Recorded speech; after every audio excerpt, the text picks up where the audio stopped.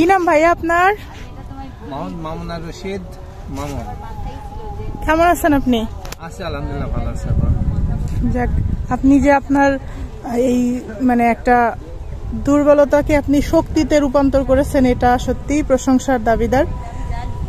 কিভাবে কি হয়েছিল ভাই আপনার সাথে, একটু শর্ট করে বলেন তো। জাম গাছ ছিল, জাম গাছে জাম পাট তুলেছিলাম। আচ্ছা, দুটি ডাল ভাঙি পড়ে যায়, মেরুদণ্ড ভাঙি স্পাইনাল কর্ড ইনজুরি হয়ে আচ্ছা, নাভির নিচ থেকে এদিকে সব, এখান থেকে এদিকে সব অবশ হয়ে গেছে।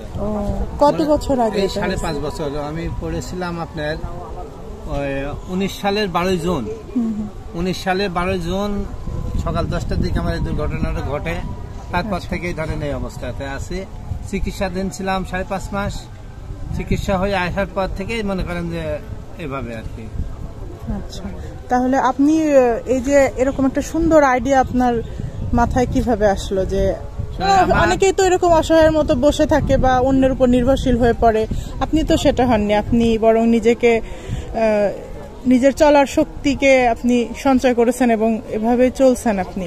জি, এই আইডিয়াটা আপনার মাথায় কিভাবে আসলো? একটা মুদিখানার দোকান ছিল ম্যাম আগে। আচ্ছা, এই আজ বাদাম বেচে 1 বছর আগে আমার দোকানটা মনে করেন যে লোকে বাকি টাকি খাইয়ে আমাকে ধরেন টাকা পয়সাও দিল না, আর মালটাল আমার কাছে নেয় না নেওয়ার কারণে আমি ধরেন দোকানে মাল উঠাতে পারলাম না পারার কারণে এক কথায় দেউলা হয়ে গেলাম। দেউলা হওয়ার পরে কি করবো কি হবে, লাস্টে মনে করেন যে কি করে চলবো, মনে করেন 6টা লোকের সংসার, আব্বা মা, আমরা, আমার ওয়াইফ আছে, 2টা ছেলে আছে, আমি আবার মানে কি হবে নানান এটা চিন্তা করতে হতে। তারপরে এটাই হলো যে আমি তো হুইল চেয়ারে, তখন এই বাদাম টাদাম মনে করলাম বিক্রি করলে হয়তো হবে। একজনের সাথে বাদামের সাথে আলাপ করলাম, যে বাদাম কেমন লাভ হয়, কিভাবে কি হয়, ওটা জানলাম। জানার পরে এইটাই বাইসি নিলাম। বাইসি নিয়ে মনে করেন যে 1 বছর এই বাদাম বেচতেছি। আচ্ছা, কত টাকার জিনিস এখানে আছে আপনার? আমার কাছে আছে আমার মনে করেন যে 1800 টাকার জিনিস আছে। আর প্রতিদিন কেমন হয়? বিক্রি হয় 2400-2500 এরকম হয়। যাক, আলহামদুলিল্লাহ, এতে আপনি চলছেন সুন্দর। 500 টাকা, 400-500 টাকা দাম থাকে। যাক, আলহামদুলিল্লাহ, আপনি যে একেবারে নিজেকে বসায় না রেখে অন্যের উপর নির্ভরশীল না হয়ে আপনি পরিবারের দায়িত্বটা সুন্দরভাবে আপনি এখনো পালন করে যাচ্ছেন, এটা সত্যি আলহামদুলিল্লাহ বলি আমরা মন থেকে। এবং আপনার জন্য দোয়া রইল এবং শুভকামনা রইল। আর আপনাকে আল্লাহ তাআলা যেন সুস্থতা দান করে, সেই দোয়াও রইল ইনশাল্লাহ।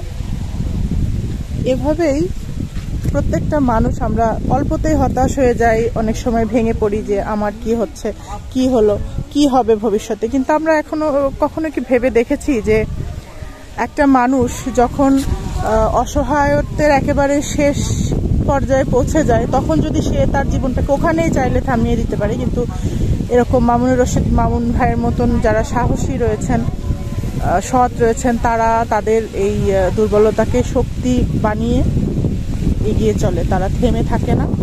এবং এই সমস্ত সমাজের এই সমস্ত মানুষগুলোর জন্য আমাদের মন থেকে, অন্তর থেকে দোয়া থাকবে এবং আল্লাহ তাআলা যেন এনাদেরকে অনেক ভালো রাখেন, সুস্থতা দান করেন। এবং এনাদের কাছ থেকে আমাদের অনেক কিছু শেখার আছে। অল্পতে হতাশ হয়ে পড়া, তারপরে জীবনের সাথে আমরা জীবনযুদ্ধে হার মেনে যাই অনেক সময়। কিন্তু এই সমস্ত মানুষগুলোর দিকে তাকালে আমাদের সকলেরই শিক্ষা নেওয়া উচিত যে কোনো মুহূর্তে যে কোনো সময় যে কোনো রকম পরিস্থিতিতে আমরা পড়ে যেতে পারি। তো যেখানে যে অবস্থায় আছি সেই অবস্থানে থেকে আমাদের শুকরিয়া আদায় করা উচিত সৃষ্টিকর্তার, যে আমাদেরকে ভালো রেখেছেন।